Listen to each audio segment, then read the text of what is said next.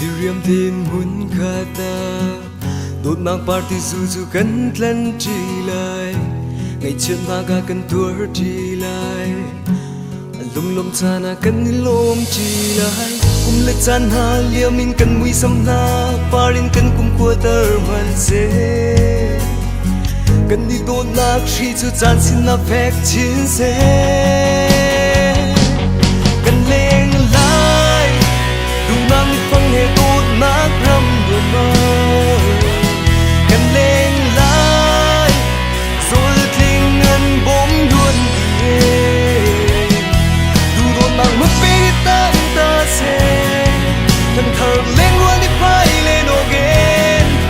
chân tu dây mà nung đầu tiên nhìn thấy chiêm na ghé cần lên chỉ lại cần nhìn đông tiếng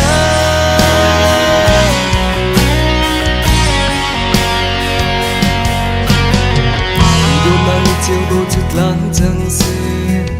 vẫn mang gian không một chút nụ gần chít lại anh chưa nụ thì lâu nạc vô lấy đi mình sẽ nông hề cල් chú lấy hiệt linh cùng lấy chan ha lia mình cần mi sâm na qua rin cần cùng của tơ mình sẽ cần đi đốt nạc khi chú chan xin nó phép chứ sẽ cần lên lại đủ năng phăng hệ đốt nát râm đùa mơ cần lên lại rồi thình ngân bóng luôn ghê đủ đốt mang mất biết ta sẽ thần thờ lên luôn đi phải lên again chân tu dây mà nung đầu tiên nhìn thấy chiêm na ghé cần lên chỉ lại cần đông tiếng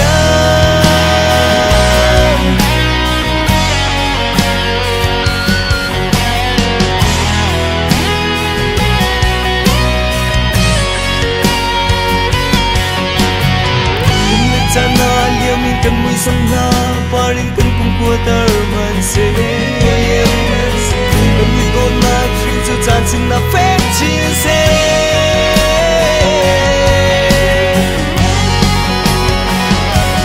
cần lên lại đủ nam mi phăng hệ đốt na gram đồ mơ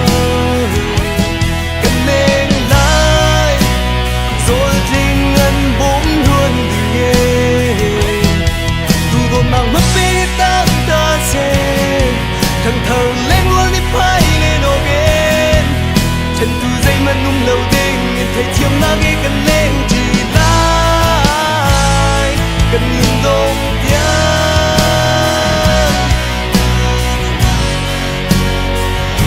cần nhìn đông tiếng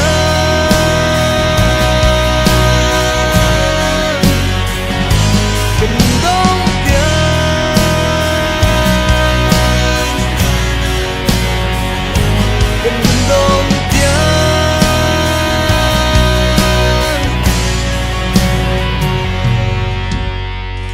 đốt mang đi chiều đôi chút lang chẳng xe huân mang gian cùng một chút nụ gần chít lại